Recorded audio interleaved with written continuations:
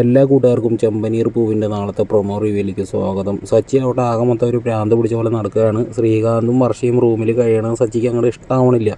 സച്ചിയുടെ ആ ഒരു പെരുമാറ്റം കണ്ടിട്ട് രേവതി പറയണം, സച്ചിയുടെ എന്തിനാണ് ഇങ്ങനെ ടെൻഷൻ അടിക്കുന്നത്? 2-3 ദിവസം കഴിഞ്ഞ് കഴിഞ്ഞാൽ നമുക്ക് ആ റൂം കിട്ടുമെന്നല്ലേ അമ്മ പറഞ്ഞതെന്ന് പറയുമ്പോൾ സച്ചി പറയണം, നിനക്ക് വല്ല തലയ്ക്ക് വട്ടുണ്ടോ?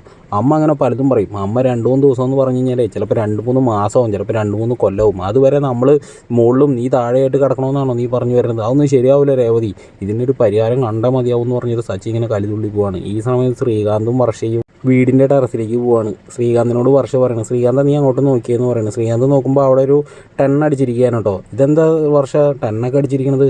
അത് പിന്നെ നിൻ്റെ ചേട്ടൻ റൂം പൂട്ടിയിട്ട് താക്കോലും കൊണ്ട് പോയില്ലേ, അപ്പോൾ പിന്നെ നമുക്ക് കിടക്കാൻ സാരില്ല എന്ന് പറഞ്ഞപ്പോൾ ഞാൻ ഓൺലൈനിൽ വരുത്തിച്ചാണ്, കൊള്ളാവോ നീ ഇങ്ങോട്ട് വന്നേന്ന് പറഞ്ഞിട്ട് ശ്രീകാന്തിനെ വിളിച്ച് ആ ടെന്നിൻ്റെ ഉള്ളിലേക്ക് പോവാണ് കേട്ടോ. അങ്ങനെ അവരവിടെ റൊമാൻസൊക്കെ ആയിട്ട് സംസാരിച്ചിരിക്കണതാണ് പ്രൊമോയിൽ കാണിക്കുന്നത്. അപ്പോൾ ഒന്ന് ലൈക്ക് അടിച്ച് നമ്മുടെ ചാനലും സബ്സ്ക്രൈബ് ചെയ്ത് സപ്പോർട്ട് ചെയ്യണേ.